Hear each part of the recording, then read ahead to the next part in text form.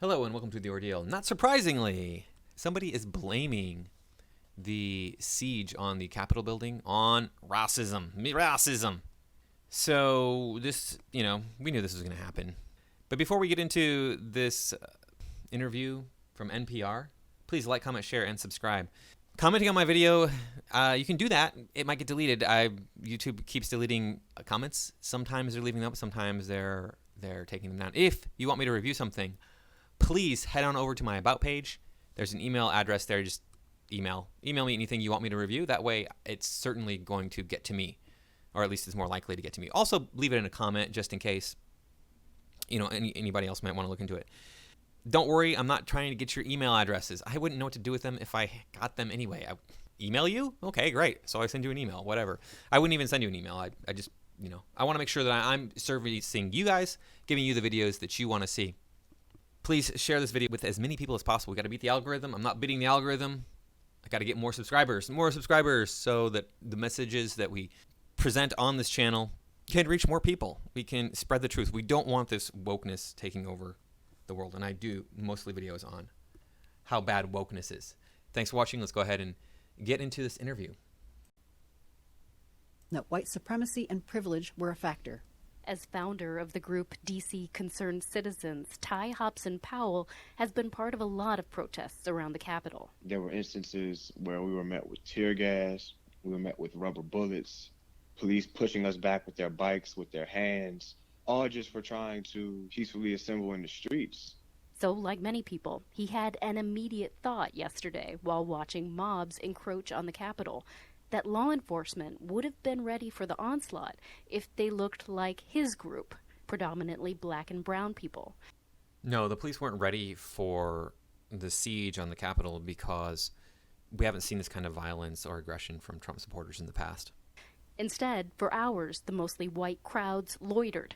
Well-known right-wing racists were among those who occupied the Capitol.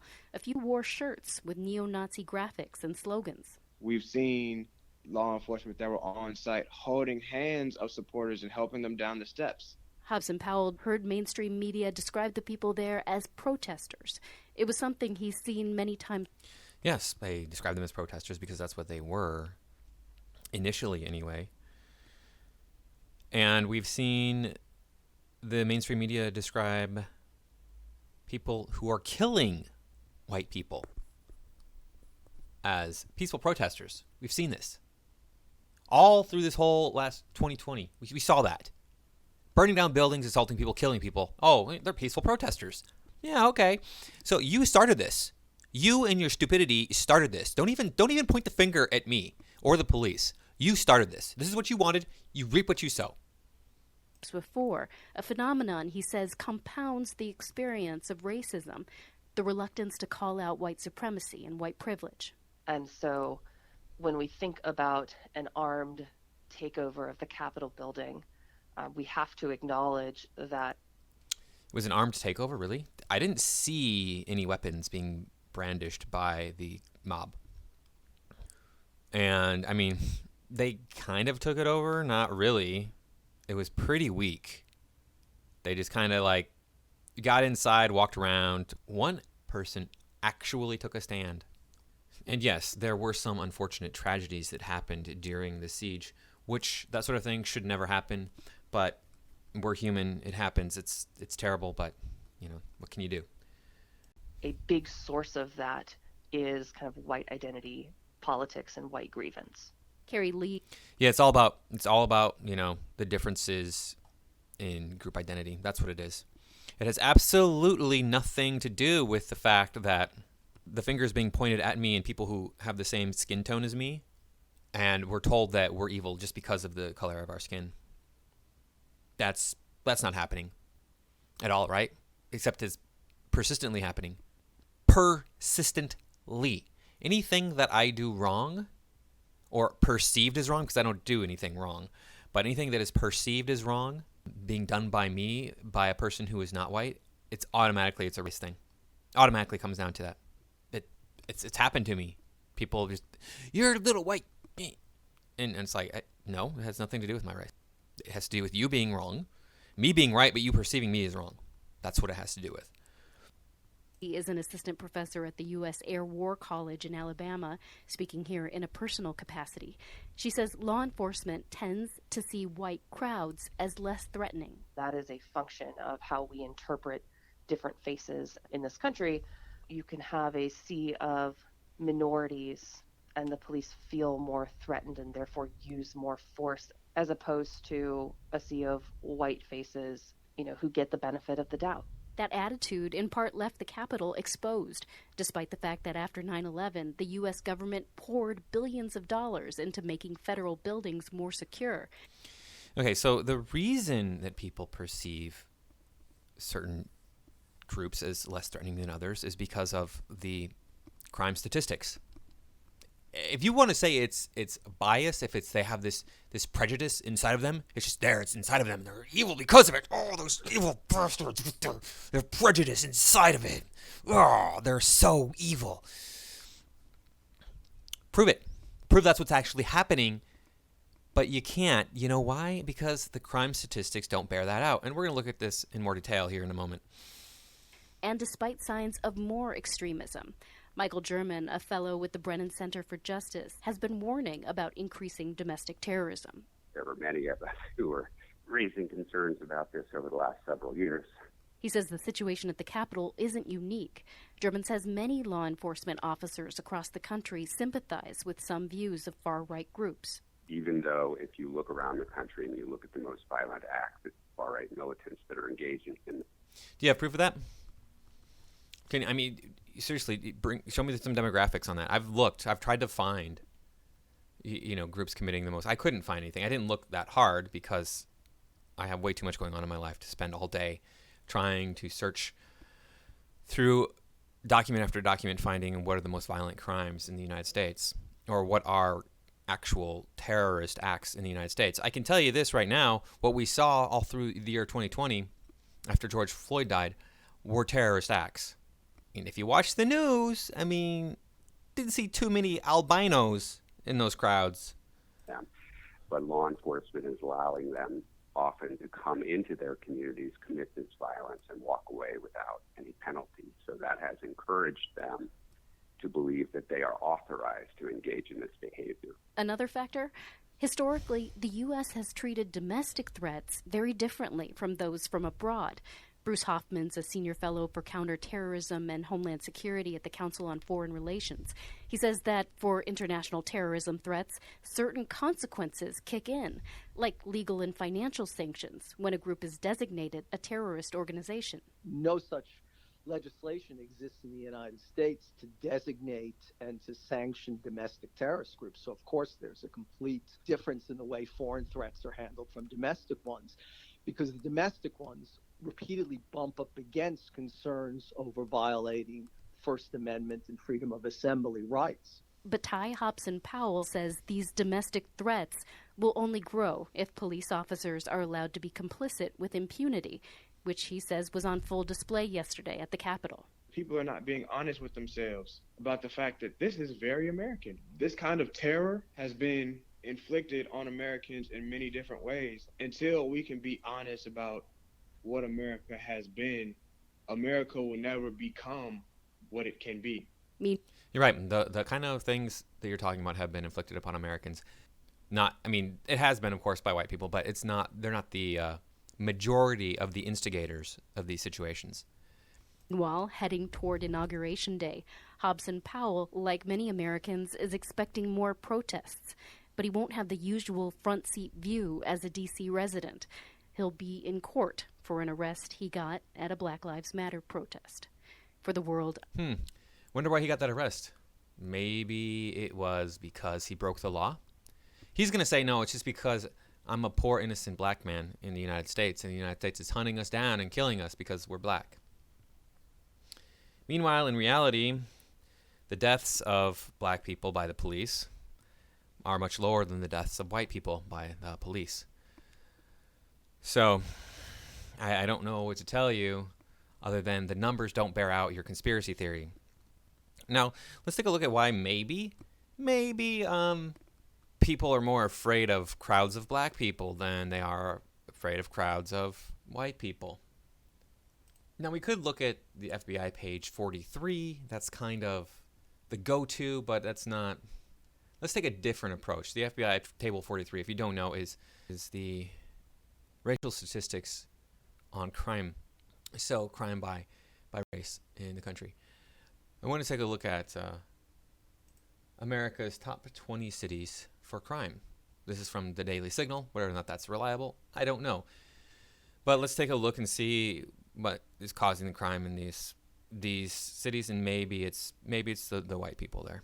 We have Detroit. Let's go to Detroit. Detroit's demographics are 79% black. I don't think it's white people in that case. How about Memphis? 63.4% or 0.6% black. Birmingham, 72% black. The national average, the national percentages are considered like 12.6 something percent black. So these have a high concentration of non-whites. How about Baltimore? Right outside of Washington, D.C. 63% black. Flint, Michigan. Flint here has 53.7%. St. Louis has just lost a lot of population, and the crime rate is increasing year over year. Let's see what they say here.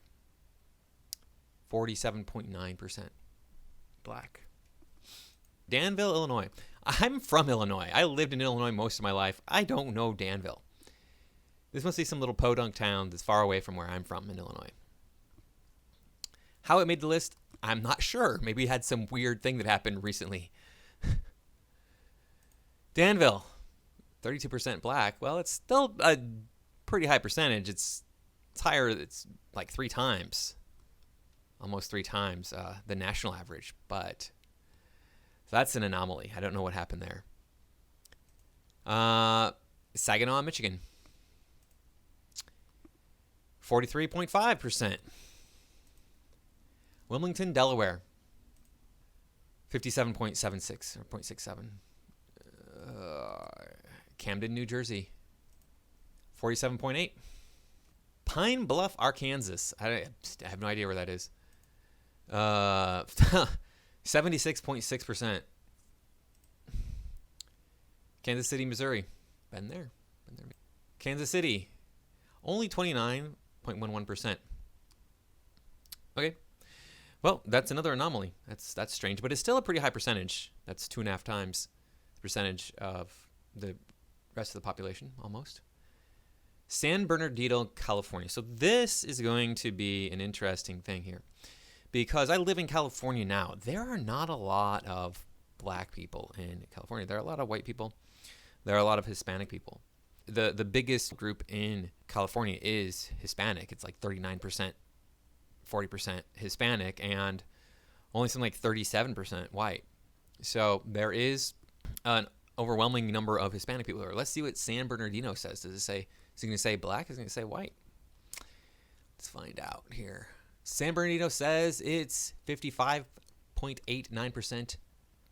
The average number of black people is about the same as the national average. However, they're lumping in Hispanics with the whites. In this case, and all these cases we've seen, they're lumping in the whites. So let's take a look at this little chart here, this little graph. Oh, look at that. Like 65% of the city is Hispanic. Only like 20% of it is white, is actually white alone. Do you think it's the actual white people who are causing this high crime rate in the city? I don't know. I don't live in San Bernardino. Maybe it is. I somehow doubt it though. Let's see. What else we got here? Alexandria, Louisiana. Don't know about that place. 56% black. Little Rock, Arkansas. Little Rock here. 41.89% black. Cleveland. That's in Ohio. 50%. 50.1%. Or 50.8%. Milwaukee. It's in Wisconsin. 39%. That's kind of a low percentage. Monroe, Louisiana. That's in the south. That probably is a lot. Let's see here. Monroe. 63.89%. Yep. And Chester, Pennsylvania. 71.26% black. And white people commit plenty of crime. Don't get me wrong. They do. But we see that the top 20 cities, they're either largely or mostly minority. I don't know what to tell you. I'm just reading these statistics here. I just go where the numbers tell me to go. That's what I do. We can look at some of these videos too. Look, take a look at these videos. These are from the so-called peaceful protests over this last year, 2020. So these are some of the riots we saw. You see, there's a whole mess of white people here causing the crime. Look at that. Look at all them. Of course, I'm being facetious, but here we have another riot going on here. Yeah, there you go. Poor lonely white dude getting pummeled by 20 people who aren't white and then robbed. Yeah, that's great. Oh, look, there's some more. Oh, I don't really see any white people in this one. Oh, this one here. Oh, nope. I don't see any white people there either. I don't know. Oh, what's going on here? Oh, police are being attacked by non-whites. Oh, there's one white dude up there in the front kicking the car. There was one in that group.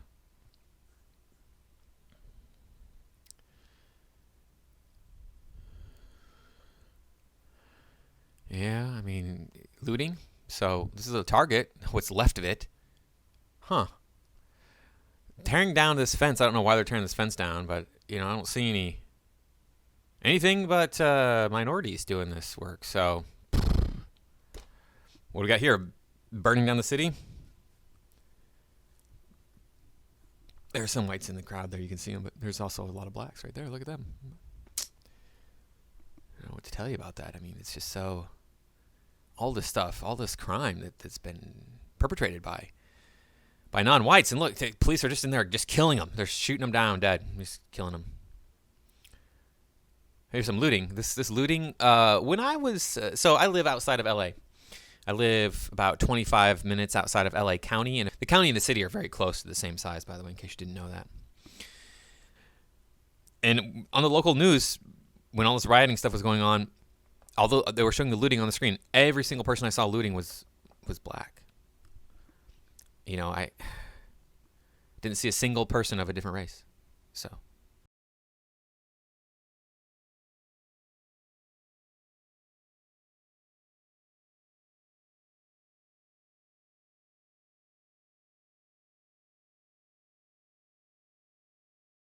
There's a Hispanic dude. There's a Hispanic dude pulling out a bike. Black girl there. This dude right here is this one. He's got a couple guitars and just taking off down the street. Why not? This guy here might be white. I think he's Hispanic, but he might be white. This guy here is actually white. There's a white dude doing. Oh, there's a white dude looting. What do you know? One out of all these people we've seen so far. I don't know what that person is. And there's some more people coming out and getting stuff, and they are not white. So they're breaking into a store here. It's hard to see, but sorry, my sinuses just bother me all the time, guys. So if you hear me snorting stuff, I have bad sinuses. Here we go. I mean, that's a group of white people, right? Oh no, wait, they're not.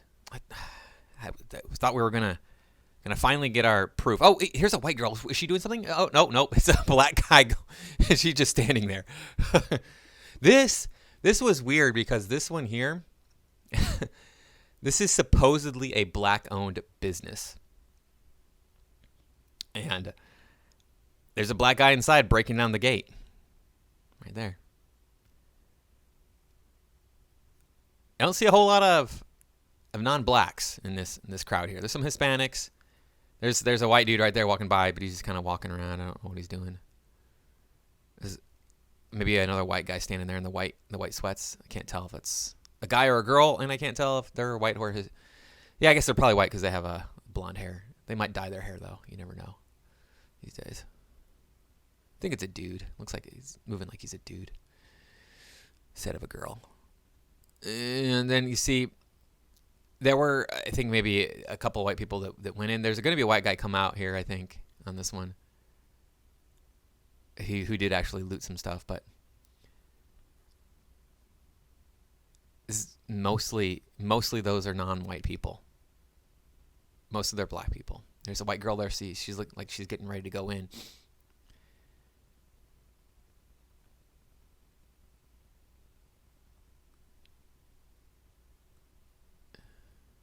The girl in the pink, I think she's Hispanic. Didn't get a good look at her. There's the white guy coming out with all this stuff. I think he's white. He might be Hispanic, but I think he's white. It's hard to tell because the camera keeps moving around.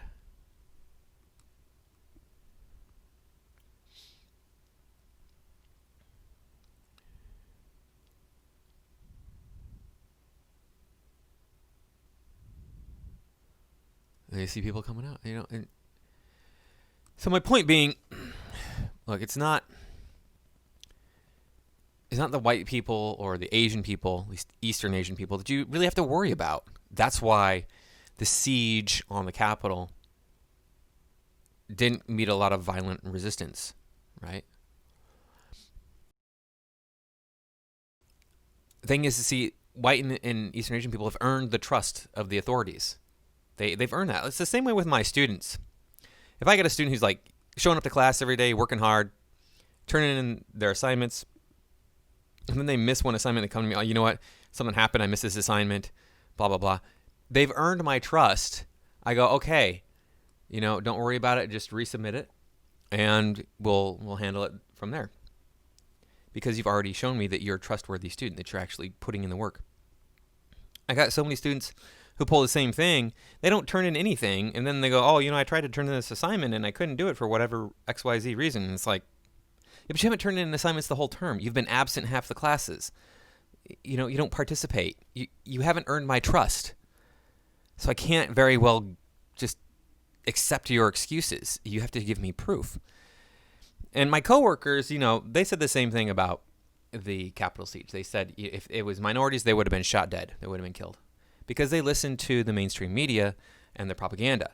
But we know that the police actually kill very few people in the country, and they kill more white people than anyone else. And yes, I know there are more white people in the country than there are of any other group of people. But this narrative that, the police are against the minorities. No, the minorities are doing this to themselves. It's not the police. It's not the police's responsibility to make sure that you follow the law. It's their responsibility to stop you from breaking the law. So if you decide, I'm going to break the law. Oh, wait, there's a cop there. I can't. But the police don't go around going, hey, follow the law. Follow. They do a little bit of that, but it's so ridiculous to think that this is about some sort of prejudice based on skin color. It's not. It's based on actual demographics, that the evidence that we see. You don't see a lot of rioting that is instigated by whites. You just, comparatively by the numbers, you see a lot more with minorities. So thank you for watching. That's all I got for this time. I will see you next time. Have a good night.